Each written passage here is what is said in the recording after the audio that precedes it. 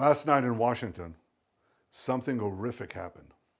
A brutal terrorist shot in cold blood a young, beautiful couple, Yaron Lishinsky and Sarah Milgram. Yaron had just bought an engagement ring for Sarah. He was planning to give it to her in Jerusalem next week. They were planning to start a new and happy life together. Well, that tragically did not happen. Yaron and Sarah weren't the victims of a random crime. The terrorist who cruelly gunned them down did so for one reason and one reason alone. He wanted to kill Jews. And as he was taken away, he chanted, "Free Palestine." This is exactly the same chant we heard on October 7th. On that day, thousands of terrorists stormed into Israel from Gaza. They beheaded men, they raped women, they burned babies alive, they butchered 1,200 innocent people and took 251 innocent people hostage to the dungeons of Gaza. A short time afterwards, Chancellor Scholz of Germany visited Israel. And after he saw the horrors, he said to me, "These Hamas terrorists are exactly like the Nazis." He was right. And if they could get away with it, these Hamas terrorists would have slaughtered every last Jew on earth. For these neo-Nazis, Free Palestine is just today's version of Heil Hitler. They don't want a Palestinian state. They want to destroy the Jewish state. They want to annihilate the Jewish people who've been in the land of Israel for 3,500 years. I could never understand how this simple truth evades the leaders of France, Britain, Canada, and others. They're now proposing to establish a Palestinian state and reward these murderers with the ultimate prize. Well, for 18 years, we had a de facto Palestinian state. It's called Gaza. And what did we get? Peace? No. We got the most savage slaughter of Jews since the Holocaust. You won't be surprised to learn that Hamas thanked President Macron and Prime Ministers Starmer and Carney for demanding that Israel end its war in Gaza immediately. Hamas was right to thank them, because by issuing their demand, replete with a threat of sanctions against Israel, not Hamas, these three leaders effectively said they want Hamas to remain in power. They want Israel to stand down and accept that Hamas's army of mass murderers will survive, rebuild, and repeat the October 7th massacre again and again and again, because that's what Hamas has vowed to do. I say to President Macron, Prime Minister Carney, and Prime Minister Starmer, when mass murderers, rapists, baby killers, and kidnappers thank you, you're on the wrong side of justice. You're on the wrong side of humanity. And you're on the wrong side of history. Now, these leaders may think that they're advancing peace. They're not. They're emboldening Hamas to continue fighting forever. And they give them hope to establish a second Palestinian state, from which Hamas will again seek to destroy the Jewish state. And mind you, it's not going to be a state free of Hamas. When you establish a Palestinian state, we've seen it. The radicals take over. Iran sends them in and they take over. So don't give us this talk. It'll be a peaceful Palestinian state. It won't be. But the hypocrisy doesn't stop there.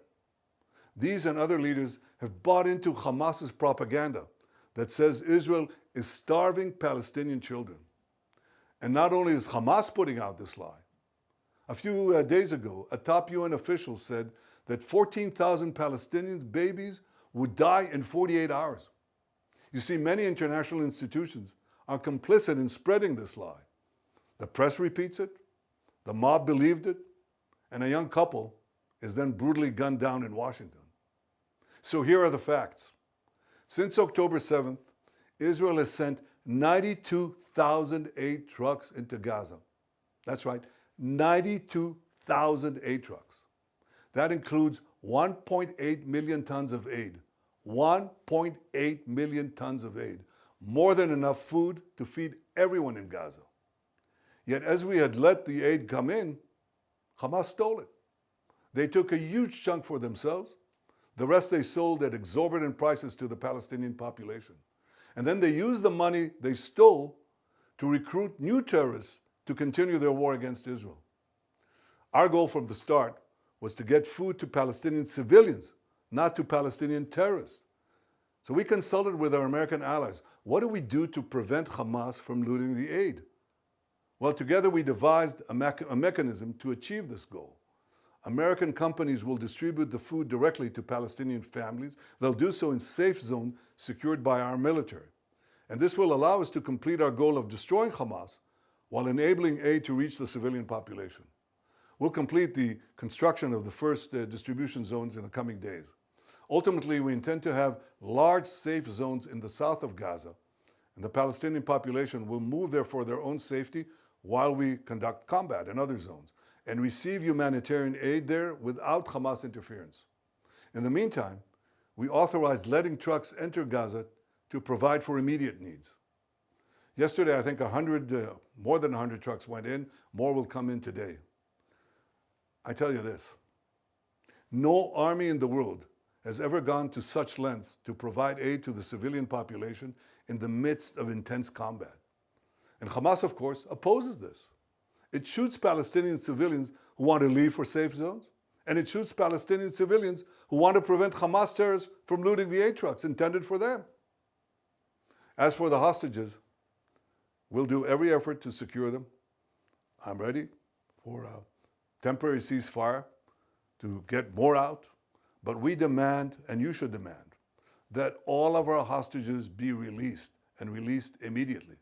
And so should every civilized country demand this. We're in an intense seven-front war that was launched against us by Iran and its proxies. Sometimes in war, accidents happen. One such incident happened the other day in Jenin, and thankfully no one was hurt. Our military has expressed its regret over the event because we don't target civilians or diplomats. We target terrorists. Exactly the opposite of Hamas. They target civilians, ours, and they hide behind civilians, theirs. They use them as human shields. That's a double war crime. But I don't hear that coming from any one of those countries that criticize Israel. For those who say that Israel stands alone, I say we're not alone. Justice stands with us. The truth stands with us. History stands with us. And so do countless people around the world who can tell the difference between right and wrong, between good and evil. I want to thank all of them. And I especially want to thank President Trump and the American people for their forthright stand with Israel and with the Jewish people.